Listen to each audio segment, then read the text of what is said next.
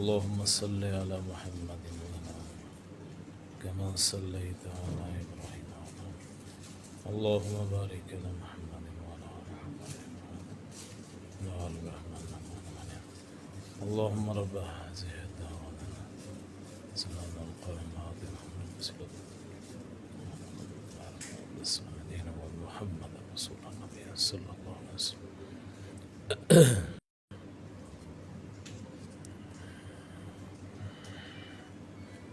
السلام علیکم ورحمۃ اللہ وبرکاتہ. الحمد للہ نحمده ونستعینه ونستغفره ونؤمن به ونتوکل علیہ ونعوذ باللہ من شرور انفسنا ومن سیئات اعمالنا من يهده الله فلا مضل له ومن يضلله فلا هادي له ونشهد أن لا إله إلا الله وحده لا شريك له ونشهد أن محمدا عبده ورسوله. اللهم صل على محمد وعلى آل محمد كما صليت على إبراهيم وعلى آل إبراهيم إنك حميد مجيد. اللهم بارك على محمد وعلى آل محمد كما باركت على إبراهيم وعلى آل إبراهيم إنك حميد مجيد. رب اشرح لي صدري ويسر لي أمري واحلل عقدة من لساني يفقهوا قولي. رب زدني علما سبحانك لا علم لنا إلا ما علمتنا إنك أنت العليم الحكيم. أما بعد فإن خير الحديث كتاب الله وخير الهدي هدي محمد صلى الله عليه وسلم وشر الأمور محدثاتها وكل محدثة بدعة وكل بدعة ضلالة وكل ضلالة في النار. أعوذ بالله السميع العليم من الشيطان الرجيم. بسم الله الرحمن الرحيم. وإن من شيعته لإبراهيم إذ قد جاء ربه بقلب سليم.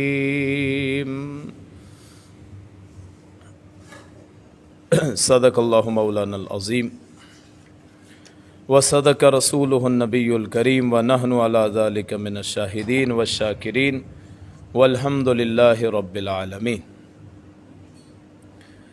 برادران اسلام، دوستوں، بزرگوں، بھائیوں، سننے والی معززات سامعات، ماؤں بہنوں، آج کا جمعۃ المبارک وہ قربانی کے فلسفہ اور قربانی کی یاد کے بارے میں ہے کہ اس کا مقصد کیا ہے. پچھلے جمعے میں نے سیرت ابراہیم سے قربانی کا مسئلہ بیان کیا تھا کہ قربانی دراصل کہتے کسے ہیں، قربانی کا مقصد کیا ہے. کیا صرف نمود و نمائش ہے یا ایک جانور ذبح کرنا ہے؟ دراصل قربانی اس کیفیت کا نام ہے جس کیفیت سے بندے کا اللہ سے تعلق بن جائے اور اس کی بہترین صورت حضرت ابراہیم علیہ الصلاۃ والسلام کی. بعض لوگ کہتے ہیں جی آپ قربانی کے مسئلے میں توحید کہاں سے بیان کرتے ہیں؟ اس کے لیے علیحدہ الگ موضوع ہے توحید. میرے نزدیک اس قربانی کی کوئی حیثیت نہیں ہے. اپنے خالق اور مالک کی پہچان نہ ہو تو دراصل اس کے جتنے مرضی فوائد بیان کر لیے جائیں جی غریبوں کا بھلا ہوتا ہے جی، قربانی سے اپنے مفادات پہ چھری چلتی ہے جی، قربانی اللہ کے راستے میں پیش کی جاتی ہے، سال کے بعد غربا مساکین ان کو گوشت پہنچ جاتا ہے، کاروبار چل پڑتے ہیں جی، اس کے یہ فوائد ہیں فلاں فوائد. یہ ثانوی چیزیں ہیں. رزق اللہ کے ذمے ہے. یہ یا اس کی قسمیں ذکر کرنے کے لیے کھڑے نہیں ہوتے. ہمارا مقصد وہی ہے جو انبیاء کا مقصد ہے. اور انبیاء کا مقصد کیا ہے؟ قولوا لا الہ الا اللہ. اس بیان کو سننے کے لیے کہ جی قربانی کے فلسفے اور مقاصد کیا ہیں، بہت احباب وہ اس بات کو بخوبی جانتے ہیں. آج کل سوشل میڈیا ہے، گوگل کی دنیا ہے، آپ اس پہ سرچ کریں کہ قربانی کے فوائد آپ کے سامنے آ جائے. ہمارا جو مقصد ہے وہ انسانوں کو انسانوں کی غلامی سے نکال کے ایک اللہ کا غلام بنانا، اس کے سامنے جھکانا جس کے لیے تمام انبیاء نے کوششیں اور محنت کی. یہی مقصد. اور پھر دوسری چیز وہ ہے کہ طریقہ وہ ہو جو محمد الرسول اللہ کا طریقہ صلی اللہ علیہ وسلم. اس کے علاوہ اور کوئی طریقہ نہیں. قربانی اللہ کے لیے ہے اور طریقہ وہ ہے جو محمد الرسول اللہ کا ہے صلی اللہ علیہ وسلم. اس کے علاوہ طریقہ کوئی نہیں. ہم اپنے اماموں، اپنے مفتیوں، اپنی کتابوں، اپنے فقہوں، اپنے مسلکوں، اپنی جماعتوں، اپنے مذہبوں اور اپنے اپنے مفتیوں کے فتاوی، ان کے اقوال ذکر کرتے ہیں صرف اس لیے کہ ہمارے مسلک سچے ہو جائیں. دراصل مسلک صرف ایک ہوتا ہے، وہ صرف اللہ کا راستہ ہے. ان ھذا صراطی مستقیما فاتبعوہ ولا تتبعوا السبل فتفرق بکم عن سبیلہ. راستہ صرف اللہ کا ہوتا ہے، جو اس کے راستے کو چھوڑ دیتا ہے وہ گمراہ ہو جاتا ہے. تو یہ اس نیک بندے کی یاد میں جن کا نام ابراہیم، جو سارے مذاہب کے لیے احترام کے لائق، ان کی یاد میں ان کی ساری زندگی قربانی کا فلسفہ. اور ہم نے بیان کیا تھا زمزم کے کنویں تک. پھر اس کے بعد اسماعیل جوان ہوتے ہیں، اسماعیل لڑکپن میں آتے ہیں اور بچپن کی زندگی سے نکلتے ہیں، سمجھ شعور. اللہ ابراہیم علیہ السلام کو ایک خواب دکھلاتے ہیں.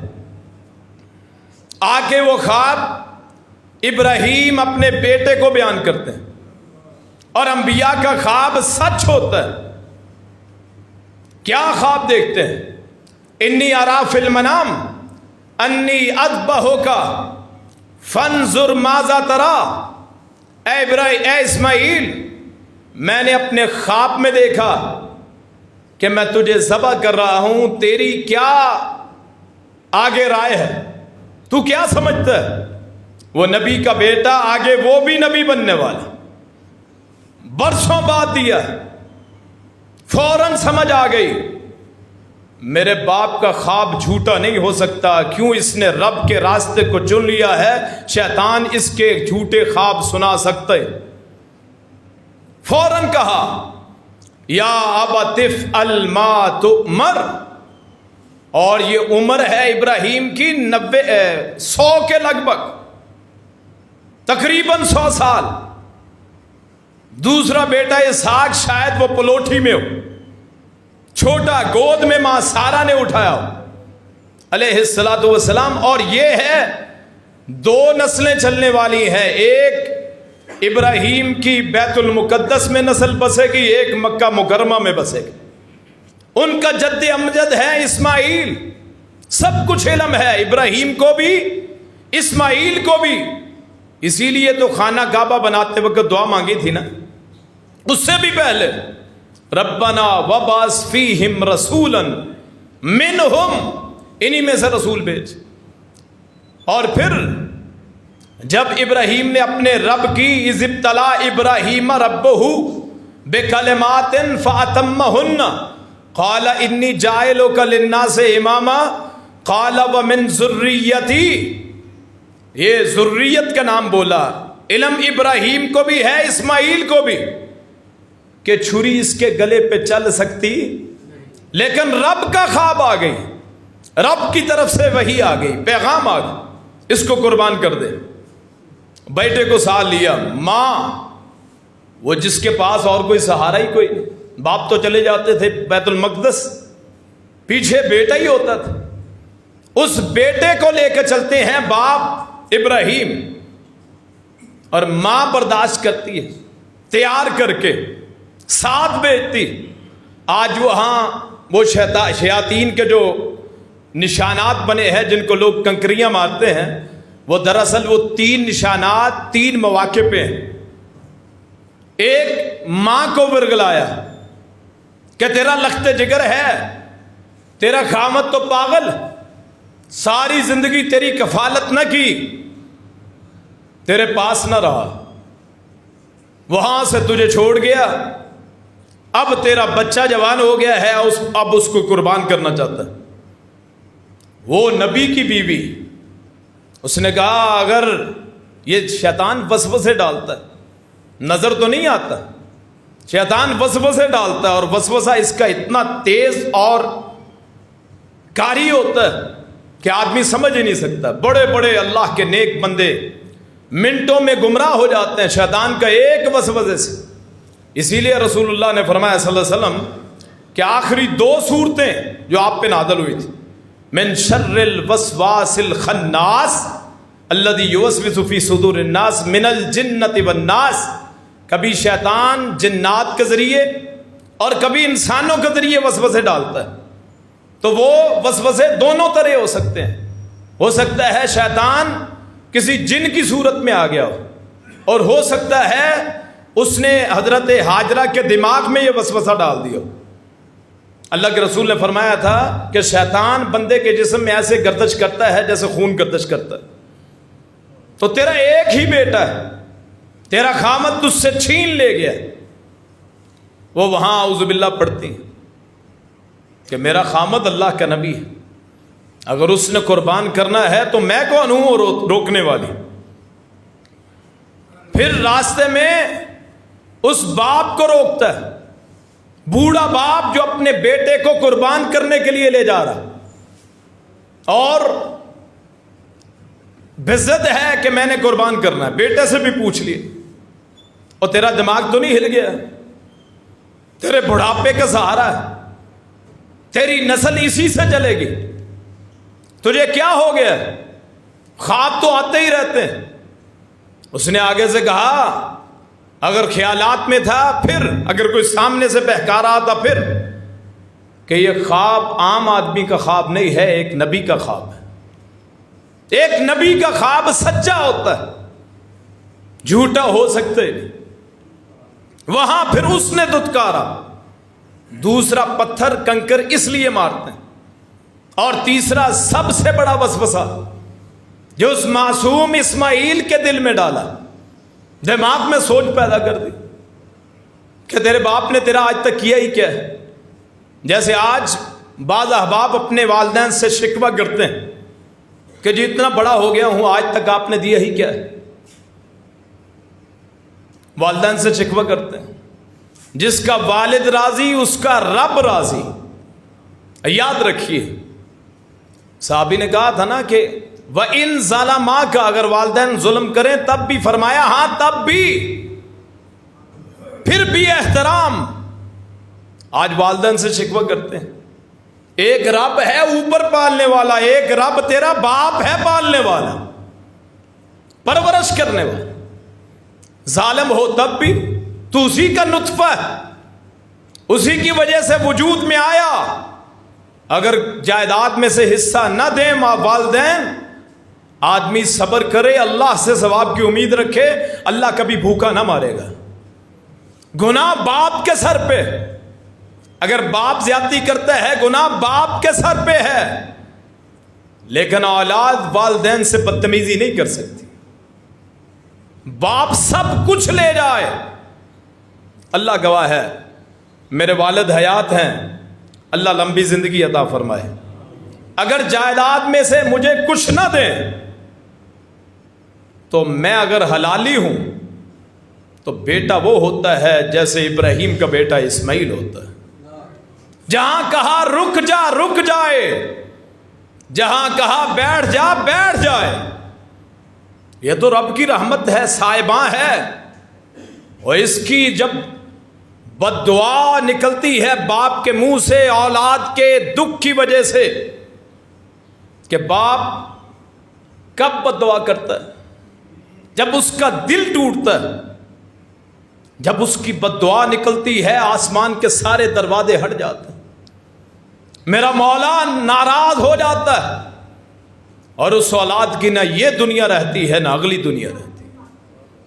अपने वालिदैन का एहतराम करें, ये एक मर्तबा मिलते हैं, बच्चे फिर आ जाते हैं, औलाद फिर मिल जाती, लेकिन दुनिया का कोई बाजार नहीं जहां से माँ और बाप को लाया जा सके। इस्माइल ने कहा जा दफा हो, मेरा बाप अल्लाह का नबी है। और तीसरा कंकर इसलिए मारते हैं कि उसने हजरत इस्माइल को गुमराह करने की कोशिश, वहां से फिर ले गए। और कितना मुश्किल होता है बेटों के लाशों को उठाना, छुरी हाथ में है, बेटा कोई जानवर नहीं, कोई गैर नहीं, अपना लख्त जिगर जो अल्लाह से मांग मांग के मांगा, बार बार मांगा, जो उसका जानशीन भी बनेगा, जो अल्लाह का नबी है। लेकिन अल्लाह का हुक्म है तो बेटे की भी कोई परवाह नहीं, छुरी के नीचे बेटे को रख लिया। और बेटा आगे से क्या कहता है? हदीस के लफ्ज हैं, बेटे ने कहा बाबा कहीं मेरा चेहरा अपनी तरफ ना कर लीजिए, कहीं दिल में तरस ना आ जाए, मेरा चेहरा उल्टा कर लेना, और अपनी आंखों पे भी मेरी आंखों पे पट्टी बांध दीजिए, कहीं मुझे भागने का मौका ना मिल सके, आपको तरस ना आ सके। और फिर वो छुरी चलती है, ये कायनात की वाहिद छुरी है जो एक बाप के हाथों बेटे के गले पे चलती है। रब्बे करीम की रहमत को जोश आता है, कद सद्दक़्त रुया, ए इब्राहिम मैं नीचे से नहीं आसमान से तेरा रब बोलता हूं, तूने अपना साफ ख्वाब सच कर दिखाया, तू सिद्दीक है, तो इस कायनात का सबसे बड़ा इमाम है, तेरी औलाद में मैंने सब कुछ कर देना। और फिर वफ़दैनाहु बिज़िब्हिन अज़ीम, आसमान से जो अल्लाह के लिए चलते हैं फिर आसमान के फरिश्ते उससे बातें भी करते हैं। जैसे हमारी उम्मत में रसूलुल्लाह ने फरमाया सल्लल्लाहु अलैहि वसल्लम, हर उम्मत में कुछ ऐसे अशखास होते हैं जिनसे फरिश्ते गुफ्तगू करते हैं। मेरी उम्मत में ऐसे अशखास जिनसे फरिश्ते गुफ्तगू करते हैं, उनमें से उमर बिन खत्ताब हैं जिनसे फरिश्ते गुफ्तगू करते हैं। वो छुरी न चली, अल्लाह आसमान से वही भी नादल करता है, फरिश्ता भी भेजता है। फिर एक मेंढा भेजा, छतरा, दुम्बा, इब्राहिम इसके बदले में इसे कर, सवाब तेरी नीयत का मिलेगा कि तूने रब के हुक्म को माना।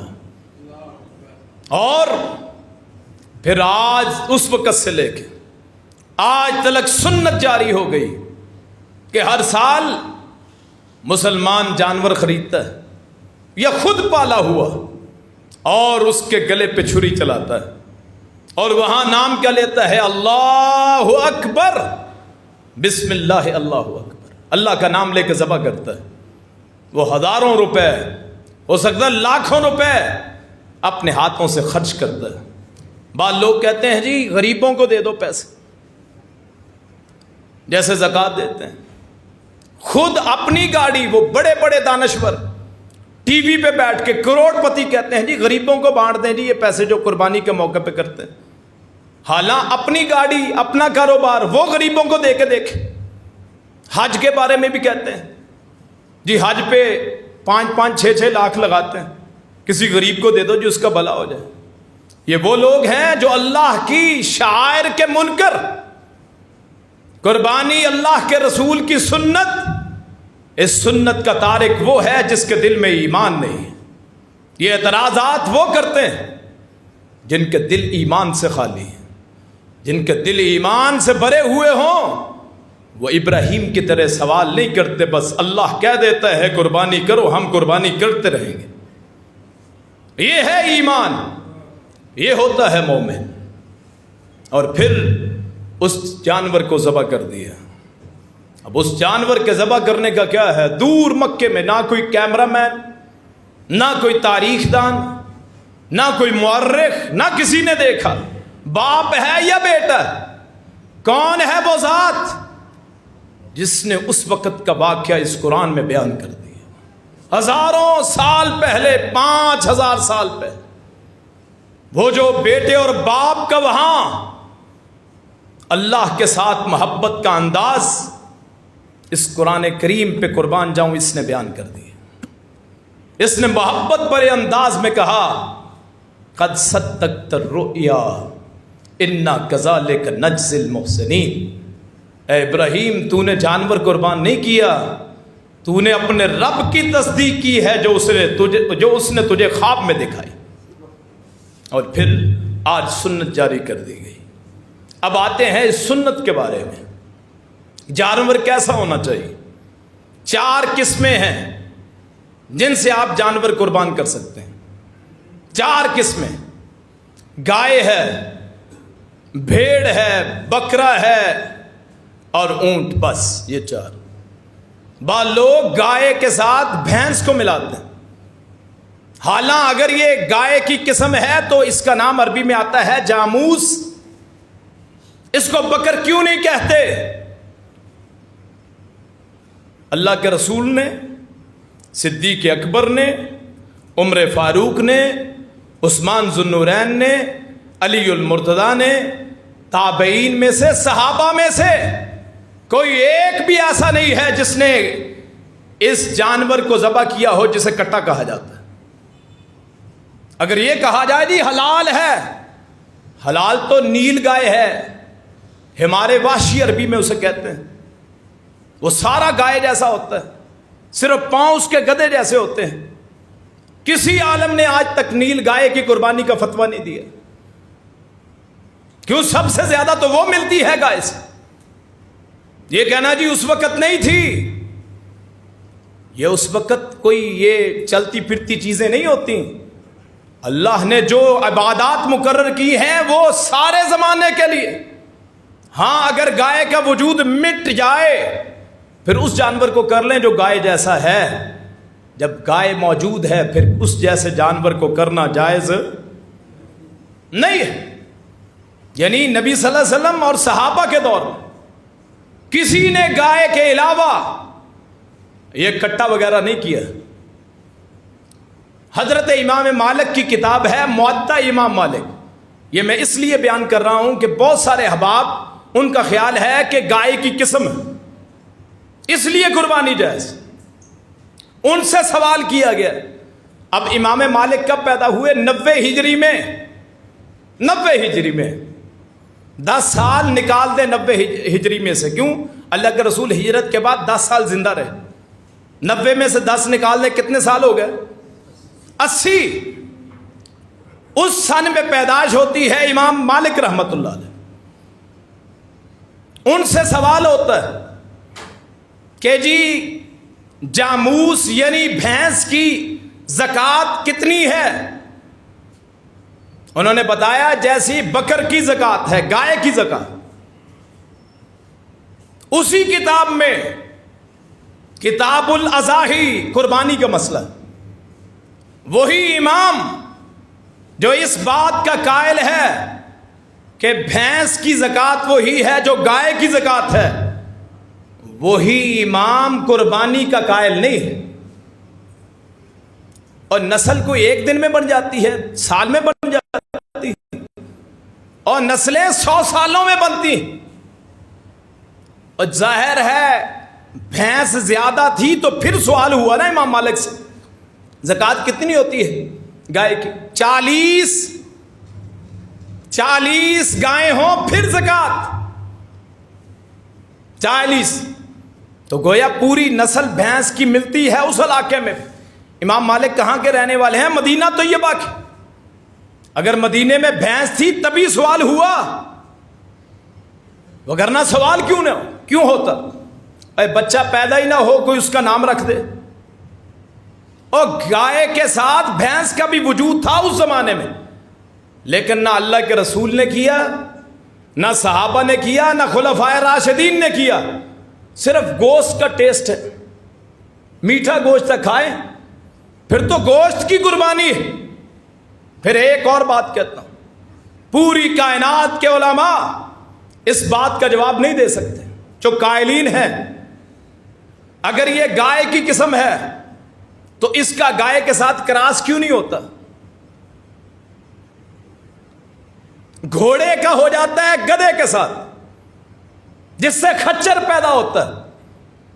اگر یہ گائے کی قسم ہے، وہاں آسٹریلیا سے گائے لائیں، ساہیوال سے لے لیں، میدانی علاقے کے لے لیں، آپس میں کراس ہوتا ہے کہ نہیں؟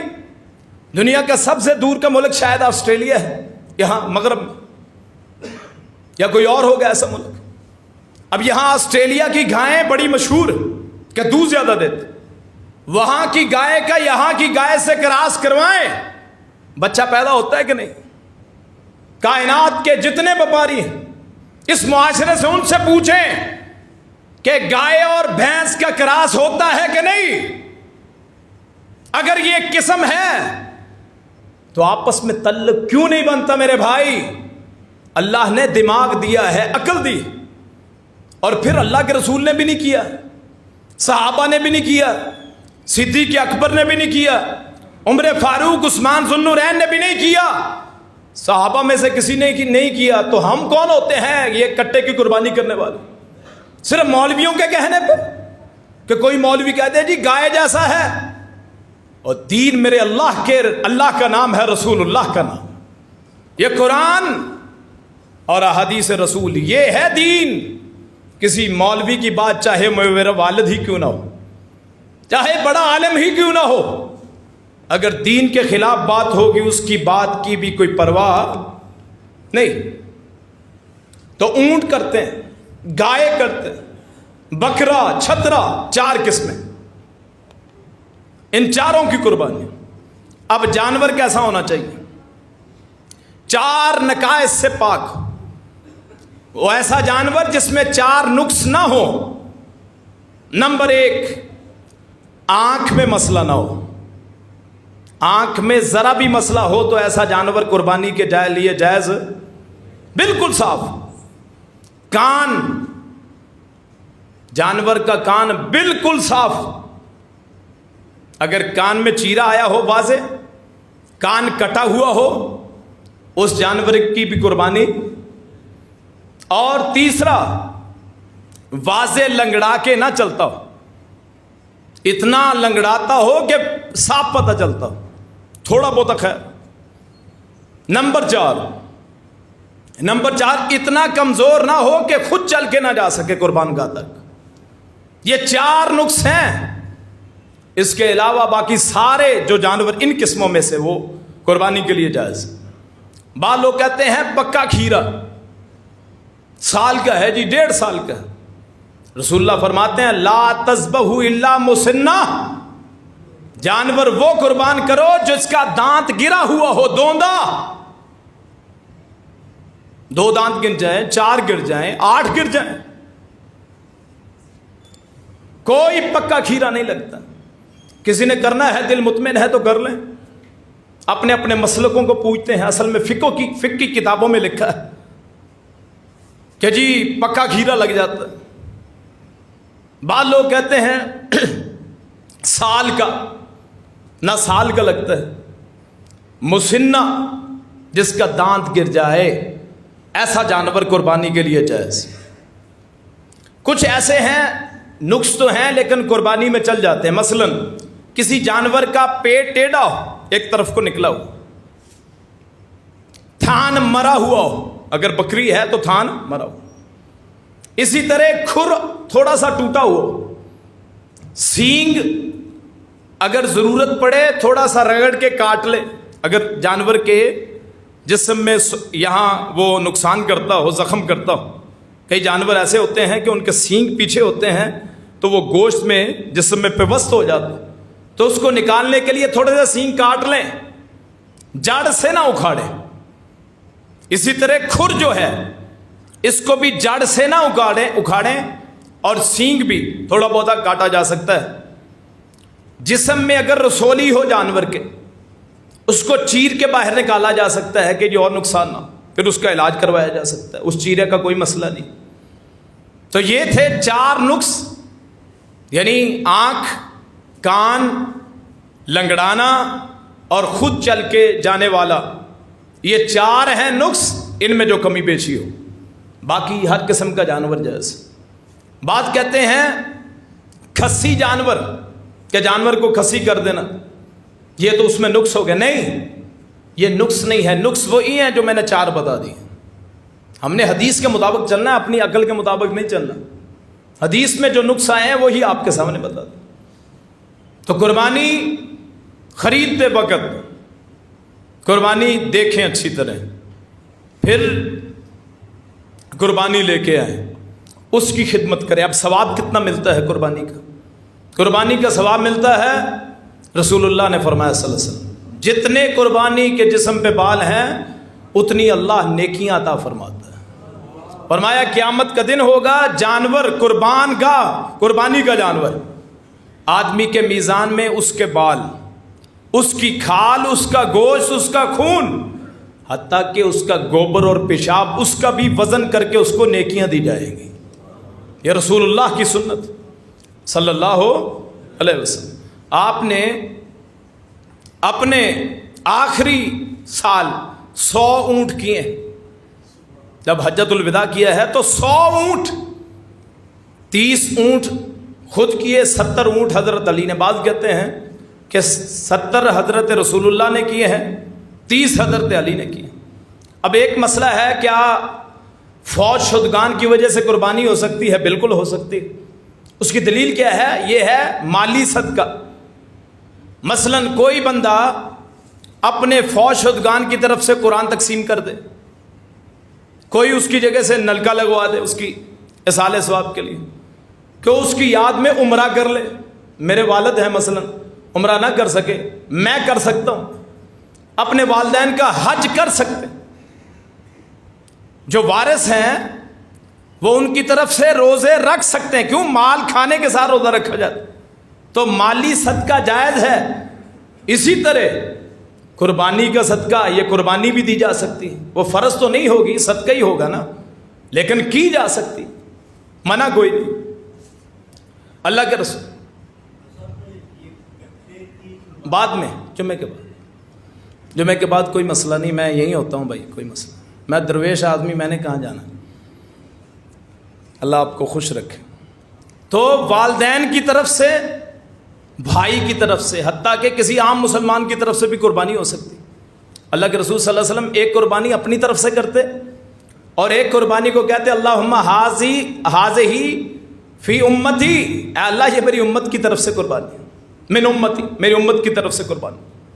تو کسی کی طرف سے قربانی ہو سکتی۔ ایک روایت آتی ہے، ضعیف ہے ویسے، جب اس کے مقابلے اب حدیث ضعیف ہو ہماری بات سے تو بہتر ہے نا، اور جو ضعیف حدیث بھی ہے ہم سے بڑے علماء نے بیان کی ہے وہ، اور ہماری بات کا اعتبار لوگ کر لیتے ہیں، جو مولوی صاحب نے کہہ دیا۔ ایک محدث نے کہا جس کے مقابلے میں کوئی خلاف حدیث نہیں ہے، جب ضعیف حدیث آ جائے اس کے مقابلے میں صحیح حدیث نہ ہو تو ضعیف حدیث پہ عمل ہو سکتا ہے۔ رسول اللہ نے فرمایا صلی اللہ علیہ وسلم، اے علی میری طرف سے قربانی کیا کر میرے بعد۔ پھر یہ بھی حدیث ہے کہ آپ نے اپنی امت کی طرف سے قربانی کی ہے۔ تو اس سے ثابت ہوتا ہے کہ فوج شدگان کی طرف سے قربانی ہو سکتی. یہ ہے مسئلے. بعض لوگ کہتے ہیں گوشت کتنے دن رکھنا ہے؟ صرف 1 سال آپ نے منع کیا تھا کہ 3 دن گوشت رکھو، باقی اس سے زائد جو ہے وہ تقسیم کر دو. وجہ یہ تھی کہ گوشت کی قلت تھی، بھوک زیادہ تھی، اس لیے آپ نے کہہ دیا کہ لوگ نہ رکھیں. اگر کوئی عرصہ دراز تک رکھ سکتا ہے، ماشاءاللہ اللہ تعالیٰ نے فریج وغیرہ کا سلسلہ دے دیا ہے، تو ابھی سے لوگ صفائی کرنا شروع ہو گئے ہیں کہ جی گوشت کا ذخیرہ کرنا ہے. حالانکہ اس کے 3 حصے کرنے چاہیے. ایک حصہ آپ مسکراہٹ ان چہروں پہ ہے جو ایسا کرتے ہیں ماشاءاللہ. اللہ پاک یؤثرون علی انفسہم ولو کان بہم خصاصہ. ہمارے علاقے میں ایک گاؤں ہے، دکھ ہوا کہ وہ عید والے دن برائلر کا گوشت لے کے آ رہا تھا. کسی نے پوچھا کیا مسئلہ ہے یار، آج تو قربانی. اس نے کہا ہمارے گاؤں میں کوئی تقسیم کرتا ہی نہیں. یہ نہ ہو کہ آپ تو جانور کر کے فریج میں گوشت رکھ کے یاروں دوستوں کی دعوت کر کے 6 ماہ تک ایڈوانس وہاں بکنگ کروا کے ٹکے اور کباب، کیا بات، اور آپ کے محلے دار بھوکے ہو.